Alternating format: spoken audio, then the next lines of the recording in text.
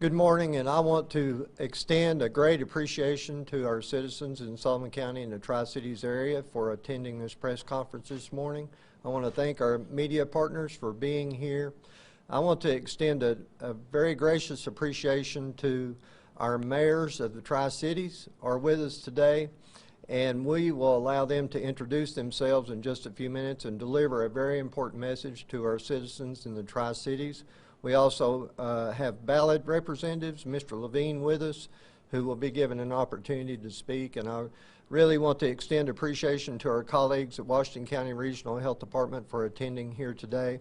Obviously, this is a very important crisis that we're dealing with in the Tri-Cities, and we believe today is an important day to deliver a message of reinforcement to our strategies to prevent the spread of this disease. Without further ado, I will ask Mayor Venable of Sullivan County to come to the podium. Thank you, Gary. Thank you, Gary Mays. Thank you for putting this together for us today. It is an extraordinary time in our county's history. This is the first event like this. Everyone in this room, media and guests, have been tested before we came in the room. We answered certain questions and we had our temperature taken, so we're all safe here today, and that's what we want our efforts to be. I am heartened by the cooperation that the public, especially here in Northeast Tennessee, has given in adhering to the directions that have been coming from our governor. I think at this point in time we have 19 special orders issued by the governor, the latest one last night, and our effort here today is to keep the public informed as to where we are in this crisis, what's being done, and what we would advise them to do. And you'll hear some repetitive language today about washing hands and things of that nature, but they remain as important today as they were when this started. Again, we're very fortunate here in East Tennessee that we don't have the compact population of places like Nashville and Williamson County, and our efforts over this next few weeks will be to keep the public informed through events like this or press releases. I'll be, this afternoon, we're having a WebEx conference with our county commission at 4 o'clock. They will all be on the phone, and at that time, Dr. May and Gary Mays will update them on efforts. I know the same efforts are going on in our neighbors of Washington County and the other counties in the first legislative district. So I will stop there and introduce my good friend and colleague, Mayor Pat Shull from Kingsport. Pat? Thank you, Mayor. For those that don't know me, I'm Colonel Pat Shull. I'm the mayor of Kingsport. And first, thank you to the media for covering this. You're doing a great service by helping us get out the word to the public of how we can slow the spread of this virus. Secondly, be aware that I'm surrounded with a bunch of great professionals in our Sullivan County Health Department, the ballot team, who are doing all they can to be prepared for the inevitable increase in the number of positive cases in our county. Right now we're at a very low level, but we don't think we're immune to this virus, and again, these great professionals have taken steps to prepare, and I have a lot of confidence in them. Similarly, I have confidence in what Kingsport and Johnson City and Bristol have done. The 3 mayors and their city managers, who are all absolute professionals, are working well together. Essential services will continue, be it fire, police, water, sanitation, and so forth. And my request is that citizens do what you can to help slow this spread. Observe the rules about social distancing and good hygiene and so forth. And together we can work through this. I'm pretty excited that we have the right people in place doing the right things to serve our public. Thank you.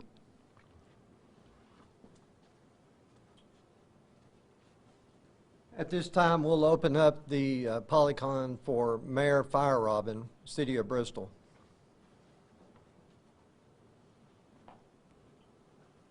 Sorry, had to unmute. I'm here at my home. I'm trying to stay home as much as possible. Also, it helps time with working on other things as well. Great thanks to our health departments for the huge job you're doing, as well as Ballot and all our other healthcare officials out there, and our citizens. And thanks to comments for Mayor Venable and Mayor Schultz so far. This time is unreal for all of us. No one has experienced anything to this extent.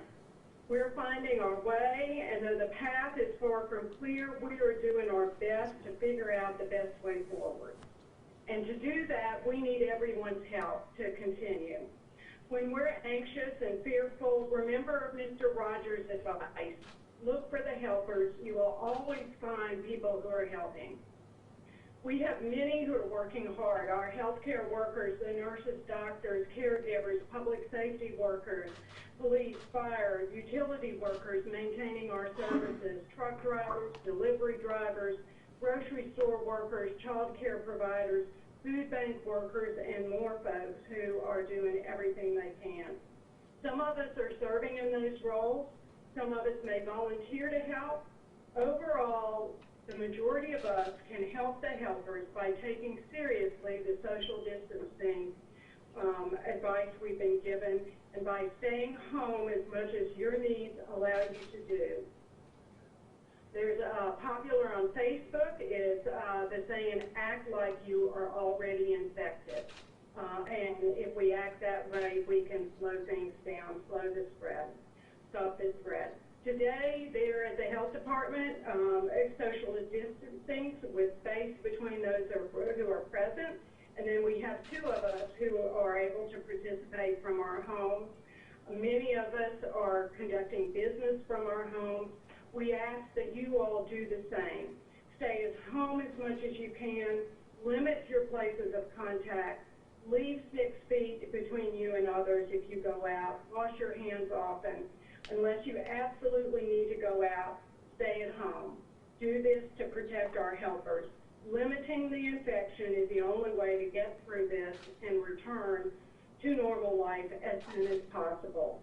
Please stay safe at home, and thank you very much for allowing this time for us together. Thank you, Mayor Fire Robin. And next is Mayor Brock from the City of Johnson City. Good morning, all, and thank you so much for the invitation to participate in this press conference. As Mayor Schultz and Mayor Fire Robin have already talked about, we are in contact almost daily here in the Tri-Cities, or as we're becoming known as the Appalachian Highlands. My remarks this morning are directly to our citizens and to our businesses in our area. We are in unprecedented times. Just keeping up with the changes that are happening every day can be stressful. But the most important thing each of us can do is to be selfish about our own personal health. Make every decision in your day that provides you and your family the best protection to avoid the virus. Staying at home is best and provides that protection. I certainly have been doing that myself. But we know many citizens must work in healthcare, government, grocery, pharmacy, and other services that are considered essential. We also have some non-essential businesses that are still open and citizens are working. I challenge those businesses to be creative about how they get their products and services to customers in an effort to minimize public interaction. I am grateful to those businesses that have already done this. It is critical that all businesses put practices in place that protect employees and the public. You must ensure that social distancing is practiced by all those who are on your premises. Sanitation supplies are available when the public enters and when they exit, and employees' cleaning supplies and protective equipment are always available. Make sure your employee work practices are clear. Please write out your plan so your employees know exactly what to do. We all have a responsibility to stop the spread. I know the spirit of the people of East Tennessee will respond. This is what I keep in front of my mind all the time. What I do affects your health, and what you do affects mine. Let us all commit to stop the spread. The best way we can do that is to stay home. But if you have to go out, make sure you take maximum protection. I know together we can do this. Thank you very much. Thank you, Mayor Brock. Next, we'll ask Alan Levine, CEO of Ballad Health Systems, to come to the podium. Thank you, sir. First of all, I want to say that, you know, the most important thing we as a major health system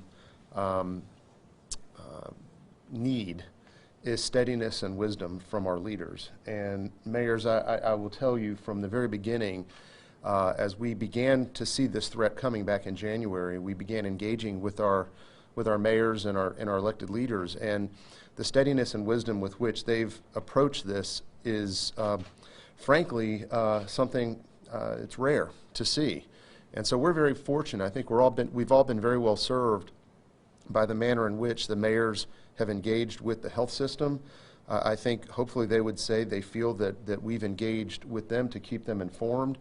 And together, that's how we're going to get through this. The health departments have been an important partner for Ballad Health.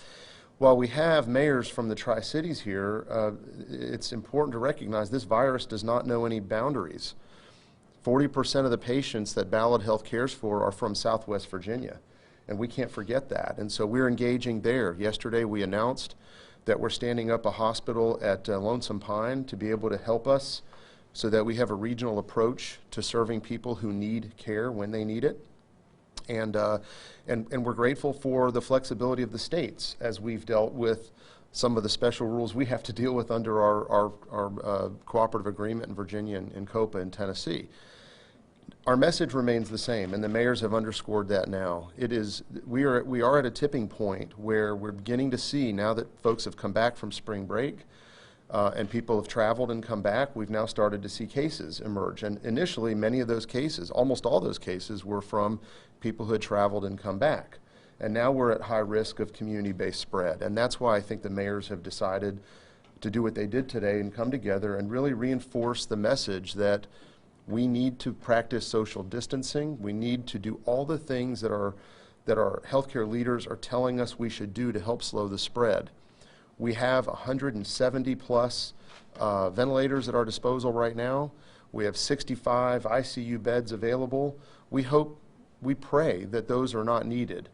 But the slower this thing spreads, the better the likelihood is that we'll be able to care not only for people who might be diagnosed with COVID-19, but all those other people who have routine emergency conditions like heart attacks, strokes, and the things that everybody else is relying on us to care for. So I want to say thank you to the health departments. I want to say thank you to the mayors. And I want to underscore how fortunate we at Ballad Health, all 15,000 of our team members, feel about the steadiness and wisdom that our elected leaders have shown throughout this. And we are grateful for the support. Thank you.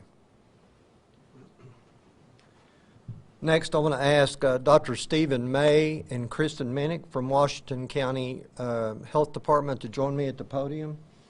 And I, again, want to say thank you to our Tri-Cities mayors, our county mayor, for leadership. But let's listen to the message. We do not have widespread COVID in the Tri-Cities yet, and we don't need that in the Tri-Cities. But we're watching to see what is happening in Nashville, Williamson County, certainly other parts of the United States, and it's very disconcerting. And they started out pretty much the way we look today in the Tri-Cities. And so we think the urgency of the message that the mayors have delivered is extremely important at this juncture. And the CEO of Ballad articulated very well. Eventually, it's about protecting our healthcare workers. It's about making sure our healthcare system can respond. And we cannot deliver a more important public health message than what we've delivered today as a Tri-Cities region. So we have the Director of Washington County Health Department with us, Most everybody in Tri-Cities knows Dr. Stephen May, so I'm sure the mayors and all of us would take questions from our media partners. And again, thanks to you so much for delivering this message, and very grateful for your help. All right, questions? How close are we to ordering some sort of county-wide or region-wide sort of stay-at-home order or shelter-in-place order that we're seeing in so many other cities around the U.S. right now? That's a great question, and certainly the mayors in the Tri-Cities are working very closely with the state government and the governor of the state of Tennessee, and of course the mayors have that possibility, but I think public health position right now is where we should be. If the governor decides to ratchet up the closures, we of course would support that. But to do it unilaterally in a county or a city would not have the impact as much as it would from a statewide approach, I believe. If I understood correctly, one reason that we've had this press conference is that we're at higher risk now because people are coming back from spring break. Well, we think folks that have been traveling in light of spring break opportunities, and just all of our cases are related to travel so far, and so not just spring break. I wouldn't want to limit it to that population, but it's that population and others that travel to regions outside the Tri-Cities. If folks do that, and especially if anyone travels to a high-risk area, please isolate yourself for 14 days. If you become sick, consult your health care provider. It's a very simple message, but it's very important. Have you had any advice or directive toward employers on how to handle employees who have traveled out of the area? We certainly are, and I know Washington County and Sullivan County and other health departments in the region, it's a great question. Our business in the Tri-Cities very cooperative, and I commend them a great deal. They're instituting employee screenings. Many of our larger employers were very upfront and ahead of the curve in the way that they reacted and to mitigate the spread of the disease, and we commend them, and we encourage other businesses to do that as well. Protect them, protect the employees, and protect their customers. So how far out of the area is out of the area? Well, generally we are speaking in the 7-county, 8-county area is the area we're speaking of.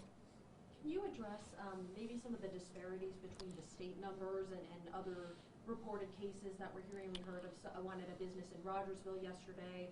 Hawkins EMA, I believe, reported. There's also increased Tusculum students in Greene County who are reporting. Can you just address maybe why the state numbers aren't reflecting some of these cases that we're hearing yet? Well, I think there are many things that we don't know, but the things that we don't know is the scope of the disease, because we still cannot adequately test the population. And so, but we do know that social distancing and the messaging that the mayors have delivered today do have an impact. And so I think it's much better for us to use the tools that we have, deliver this message consistently, and encourage people to comply. As testing becomes more prevalent in the state of Tennessee and more consistent, we'll learn more about the scope of the disease. But we do not have that data yet. Why can't you adequately test everyone? We simply do not have the capacity. We don't have the supplies, and we don't have the equipment to do that yet. How many people have been tested in Sullivan County? I don't have a total number of that's been tested. We do record and keep up with the number of negatives throughout the state, and looking at the statewide numbers we keep up with. And referring back to your question about why some of the numbers on the websites may vary, it takes us 24 to 48 hours to get these cases entered into the state databases. Just one thing I would add. I agree with what Dr. Mays just said. The process, there's a lot of different organizations now doing testing. So Ballard's doing it, SOFA's doing it, HMG's doing it, Medical Care's doing it. Depending on where you are, there's different, ETSU has their testing. So what happens is if there's a positive, they then have to report it to the state, and the state then the next day at 3 p.m., typically there's a lag because it takes time for those positives to be, number one, depending on which lab is running the test, it might take days before the results come back. So the testing occurs, then you have to wait for the result. Then once the result comes back, you notify the health department, then they notify the state. So there's a lag in the reporting, and that's just built into the process until we get more real-time testing. And of course, we're waiting for the reagents. We should be able to do real-time testing at Ballad Health, hopefully this week. But we're obviously subject to getting the reagents from Cepheid, which is our manufacturer of the analyzers that make the lab equipment. But once we have that, we'll have the capacity to do 50 per day, and within about 2 weeks, hopefully about 400 per day. So there's no shortage in places to go to get testing. It really boils down to, it's a two-part process: being screened for the appropriateness, and then getting the test if you're determined to have the factors that the CDC recommends you should have before you have the test done. Those factors haven't changed, have they? We've had as far as I know, we've had the same. The answer is, I believe they have not changed. If they do change, Ballad will be following whatever the CDC recommendations are for who gets tested. So currently, you have to have been out of the area and have symptoms. Or Or have yeah, yeah. And I'm sorry. And there's a lot of physician judgment here too. If a physician for instance, on our Nurse Connect line, if a physician determines based on the totality of what he or she hears from the patient, they have the ability to say, well, you need to go get tested. And typically what we'll do is we'll try to rule out other respiratory conditions before we do the test. Because the test doesn't do any good if you have the flu or if you have some other respiratory condition that we can treat. We want to get that out of the way first. So it's a process of ruling out. Just going and getting tested, there's a window of time where the test will result in a positive if you've been exposed.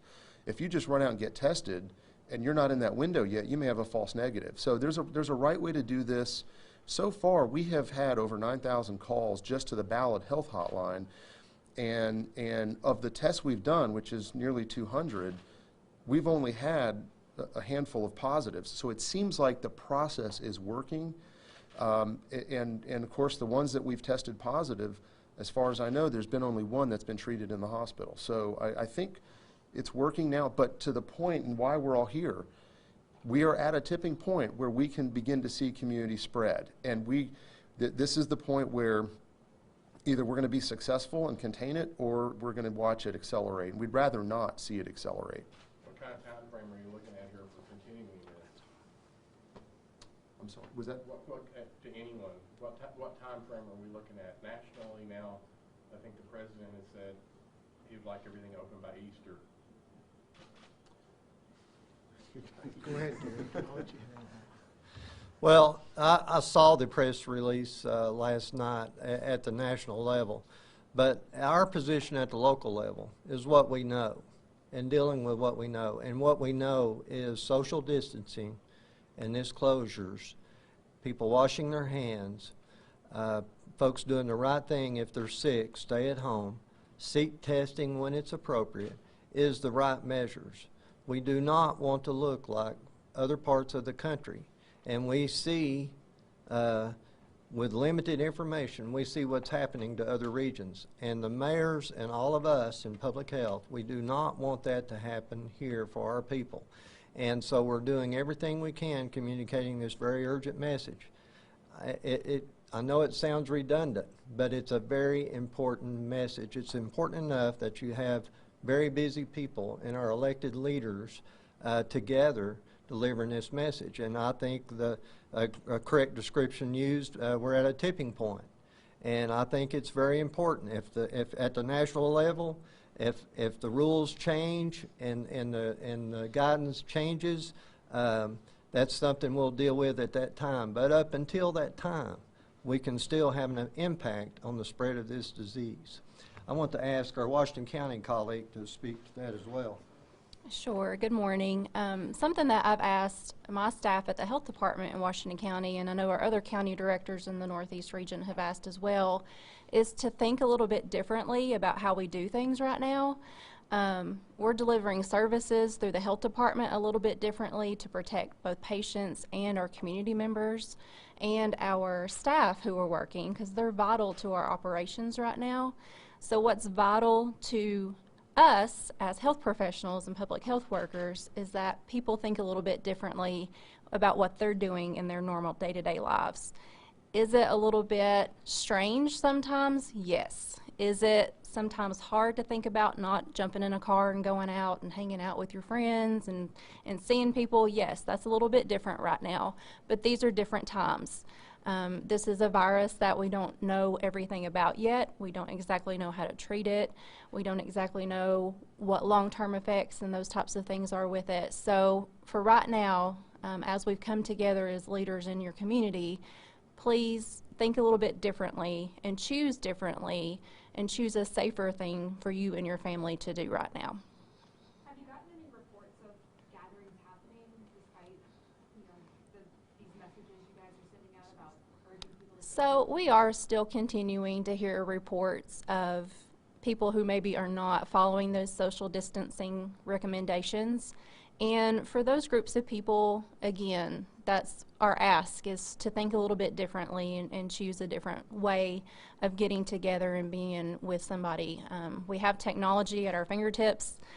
We have ability to get in touch with each other where it's not necessarily face-to-face. So keeping those smaller groups, less than 10 people, together, if that's the way that we can do this and slow the spread, and that's what we're being asked to do, we encourage the community to be available to do that too. Are you seeing it widespread with businesses around the Tri-Cities maybe not following social distancing or isolating recommendations? And what would be your advice to them? So for Washington County businesses, which is what I can speak to today, I'm in contact almost daily with some of our larger employers in Washington County.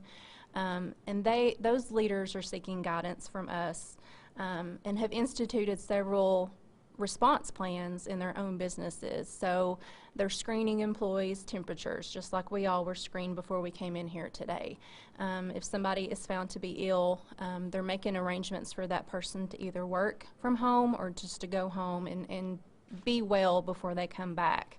So from my perspective, I feel like we're doing a really good job of being aware of that from a large business perspective, and I appreciate that from those partners. Based on the spread of this illness, I've seen some health experts estimate that for every positive confirmed case of COVID-19, there's probably 5 to 10 unconfirmed positives. Would you agree with that? I haven't seen any information about that. Dr. May, what do you think about that? Well, we know the R0, which is the number of people we can infect based off one person. National studies are showing that it's around 3. So every one case that we find, we have the potential to infect 3 others, and with that you get logarithmic or exponential growth within the disease. So that further emphasizes decreasing the spread using these measures that are so critical. The other point we need to make is good sources of information, particularly for Tennessee. I would encourage you to go to tn.gov/health.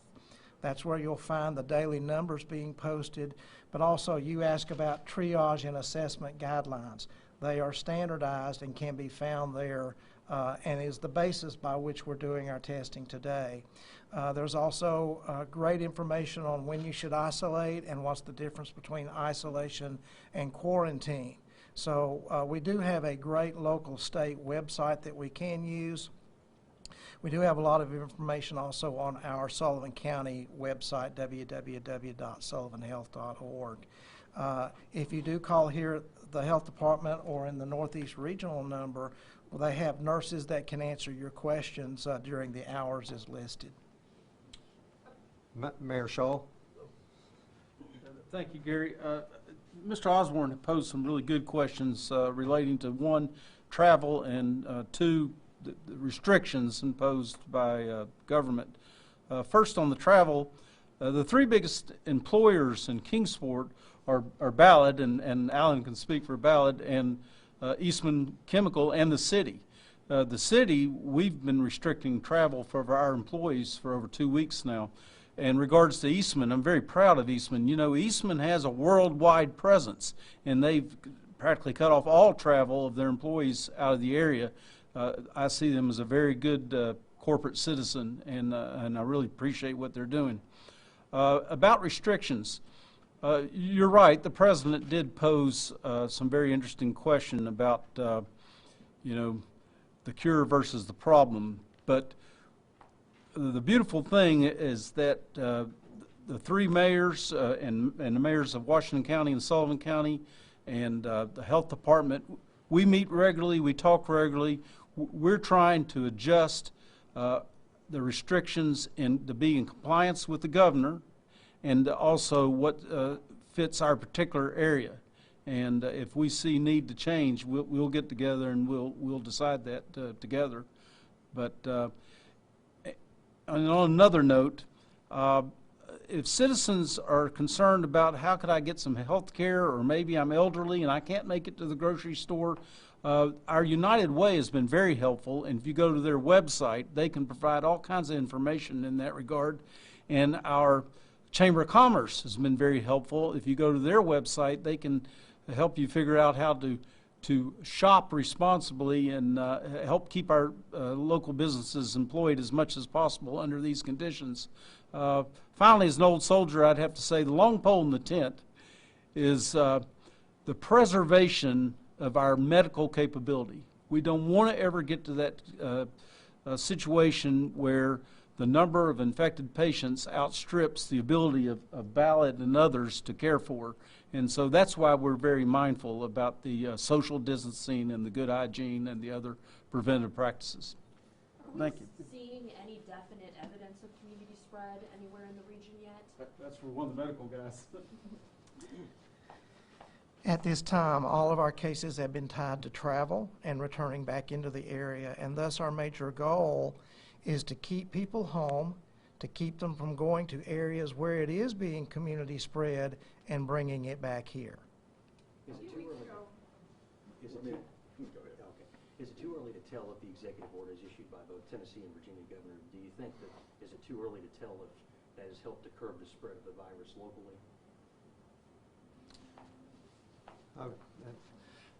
To answer your question, we don't know. It is too early, but we really believe it's a good strategy, and we do have a playbook to go by. An example would be the Spanish flu of 1918. Cities that did these measures had fewer deaths versus cities that chose not to do that. And so much of what we're doing was done then, and rightfully so. So is there anyone that has a final comment before we wrap up? I do. Okay. One thing I want to just add, because it hasn't been said yet, but you alluded to it with your question, and I think we need to make sure, even as we're asking people to do all these things, I think there needs to be a real acknowledgement that there are a lot of business people who have companies and businesses that they've spent their whole life building and creating, and people who've been employed and rely on those jobs who are sitting at home now, and they're scared, they're frustrated, and I think that's those are the voices the president is trying to give voice to. When does this end? That is a very real and legitimate question. The fastest way for it to end is if we stop the spread of this thing, or at least slow it down. I don't know that we can stop it till we have a vaccine, but there's going to be a lot of other problems that spring up in the wake of this, as people have dealt with the loss of their savings, the loss of the consistency in their job. You know, when you're an employee who's been furloughed and you don't know when or if you're going to have your job back, there's very little in your life that's going to be as impactful as that, when you have to feed your kids, or you have kids to put through school, or you have family you have to take care of. So I think as we do this, we have to make sure we're very careful to acknowledge that there's a lot of people who are scared and frustrated right now, and we need to make sure that they understand that we understand that. I think that's why the mayors are trying to push to make sure we slow the spread down as much as possible and give our researchers and others time to develop a vaccine, develop treatments, so that this doesn't become something that continues to disrupt our economy. And I'm very concerned about the economic effect of not just on Ballard, but the whole region. I think we're all very interconnected, and we just need to be very mindful of the impact. And so it's a very good question, and I think we're all racing to get to that goal, whatever, as fast as we can, so that we can all get back to something of normalcy. Sure. Alan articulated my views much better than I can do, and I can tell you that my colleagues, those of us who perform services for the public, it's very important that the public knows that we're still there and that we're being innovative in how we're approaching providing these services.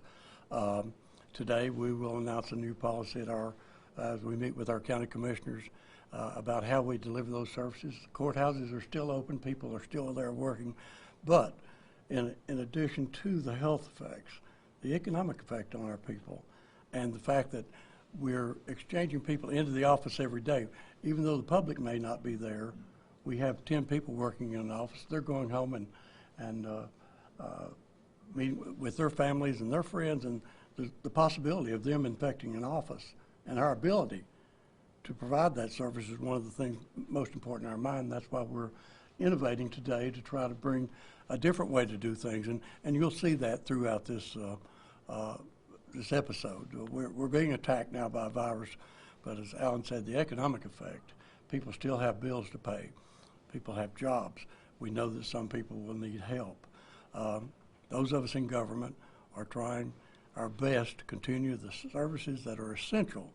Our EMS people are working 24-hour shifts, our emergency people, our health department. So I just want the public to know that we're very aware of this. If the way to stop it is send everybody home, and we know pragmatically that's not possible. So we're trying to find that fine balance between serving the public and protecting the public at the same time. Thank you for coming here today. This helps us greatly. Alan, real quick, before we leave, if you could amplify on what you were just talking about with the economic effect and what we've already been talking about here with the need for folks to follow the guidelines, social distancing, etc. As more and more economic effects become apparent, as more and more people are directly affected, if we are following these guidelines, logically, health-wise, we should still be staying fairly low compared to other places. And it's easier for us to say, this is a nothing burger around here. Why do I need to continue following this when it's costing me money? I'm going to let Alan answer that, but it's because if it's a nothing burger, it's because we are following the guidelines. And we hope to have a nothing burger, using your terminology, Scott. But we're following the folks that will be displaced. Our Department of Labor and our American Job Centers are revamping their procedures where people can apply online. They're protecting their people that are working at the American Job Centers, but again, we're available, and we're going to extraordinary means, the Department of Labor and all of our state departments. Alan, you want to address that? You know, Scott, we watched an example of something yesterday that played out on national TV that was, I think, could be informative. You know, yesterday you saw a little bit of a tiff between the governor of New York and the president, where the governor said, we need ventilators. And the president said, well, you had the chance to buy 15,000 ventilators and you didn't. It's not good to see that kind of stuff play out, but the point is, you don't want to look back and say, why didn't we do what we should have done? You want to look back and say, people think that we overreacted because fewer people died. And so the steps that we take now, which seem painful, if we look back 3 months from now and say, we had very few cases and very few people died because of this, I would call that a success. You know, it's hard for people to sometimes hear that right now because they're going through a different type of pain. And I got to tell you, I empathize. I empathize with a business leader who has to tell their loyal employees that they've been furloughed. I empathize with somebody who's worked loyally at a job, but because their employer has lost all their business, they've got to be furloughed. There's no winners here. There's nothing but losers in that. And, you know, if you look at even doctors' offices, you know, you have doctors' offices now whose volume is 50% below where they usually are. How do doctors who've spent their whole careers building a practice and employing people who've been with them their whole practice telling their nurses and staff they got to go home? And that's exceptionally difficult. And so not to mention the impact on people's pensions and savings as they've watched what's gone on in the market. Ballad Health alone has seen $200 million evaporate of our cash because of what's happened out in the market. We're facing right now up to $50 million a month of negative cash because of 40% of our elective business that's gone. And you know, so there's pressure for everybody in this. But that's the pressure I'm under and my staff is under is no different than the owner of a restaurant who can't serve anybody and had to send 2/3 of their workforce home. So there's no right or wrong answer here. The mayor said it perfectly. They've got the difficult job of balancing how do you sustain an economy with how do you protect your public. And I got to tell you, time will tell whether the decisions we've made collectively are the right decisions or not. But I can tell you, based on observing our mayors as they've gone through these conversations, they're asking the right questions, and they're concerned about people. Their concern about people is as genuine as I've ever seen in elected leaders. I could not, as the largest employer in the region, I could not ask for better leadership than we have in our counties here in Tennessee and in our cities and in Southwest Virginia. We have gotten nothing but support, questions about how we can help or how they can help us, how we can help them, and I wouldn't have it any other way. And listen, if things get bad, if we do end up with a spread and we do end up having to deal with capacity issues, you know, things can get very difficult very fast, and none of us want to have to experience that. So I don't want us to be New York or Nashville or California, or frankly, no one's talking about New Orleans, which has the fastest growth in the world. But we don't want to become that. I think because of our population density, the mayor said that earlier, we're in a better place because we aren't living on top of each other. We're a much less dense population. So I think that we do have a better chance of slowing the spread. I do think, however, because of the health of our population and the age of our population, that if we do get a spread, people are going to be hit more severely with it. And so that's why reducing the spread is so terribly important. Okay, and with that, we'll just end the conference here. I especially want to thank the mayors of the Tri-Cities for being with us this morning and delivering this message. I also want to extend a gracious welcome and thank you for coming, Kristen Minnick from Washington County Health Department. And of course, glad that we've had Dr. May and Mr. Levine, CEO of Ballad. So with that, we'll end the conference, and I'm sure the speakers will be able to do individual shots or takes with any one of you. Thank you.